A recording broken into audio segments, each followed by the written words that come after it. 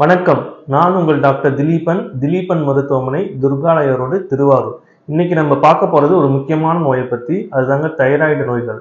Thyroid நோய்னா ஒரு உடல் பருமன் அணுவும், சோர்வு ஏற்படும். அதனால காலையில வெறும் வயிற்றுல ஒரு மாத்திரை சாப்பிடணும் அப்படிங்கிறத மட்டும் தான் நம்ம எல்லாரும் நினைக்கிறோம். ஆனா தைராய்டுல 2 வகை உண்டு. ஒண்ணு ஹைப்போதைராய்டிசம், அதாவது தைராய்டு குறைவாக சுரக்கிறது.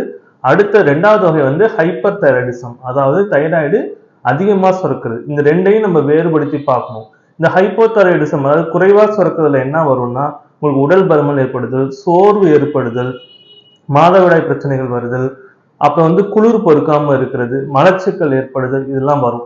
இதே ஹைப்பர் தைராய்டுல பாத்தீங்கன்னா உடல் இளைச்சு போறது, அதுக்கு அப்படியே ஆப்போசிட்டா இருக்கும். உடல் இளைத்து போறுதல், சூடு பொறுக்காம இருக்கிறது, கை படபடப்பு வர்றது, அடிக்கடி மோஷன் போறது, இது மாதிரி பிரச்சனைகள்லாம் வர்றதுதான் ஹைப்பர் தைராய்டிசம். ஆக இது ரெண்டையும் வேறுபடுத்தி நம்ம பார்த்துக்கணும். இதுக்கு பிளட் டெஸ்ட் மூலியமா தான் நம்ம கண்டுபிடிக்க முடியும். இந்த பிளட் டெஸ்ட்ல நீங்க எடுக்கும்போது ஃப்ரீ தைராய்டு டெஸ்ட்னு எடுக்கணும். அதாவது ஃப்ரீ T3, T4, TSHன்னு எடுக்கணும். டோட்டல் தைராய்டு டெஸ்ட் எடுக்கக்கூடாது. அது ரொம்ப முக்கியம். அடுத்தது, இது வெறும் வயிற்றுல தான் இந்த பிளட் டெஸ்ட், தைராய்டு டெஸ்ட் எடுக்கணுமான்னு ஒரு சந்தேகம் எல்லாருக்கும் உள்ளது. அது வேறுபாடு அந்த அளவுக்கு வராது. அதனால வித்தியாசம் ரொம்ப குறைவு தான். அதனால நீங்க எப்ப வேணாலும் தைராய்டு டெஸ்ட் எடுக்கலாம்.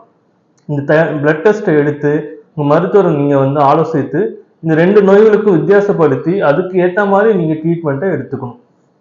நன்றி.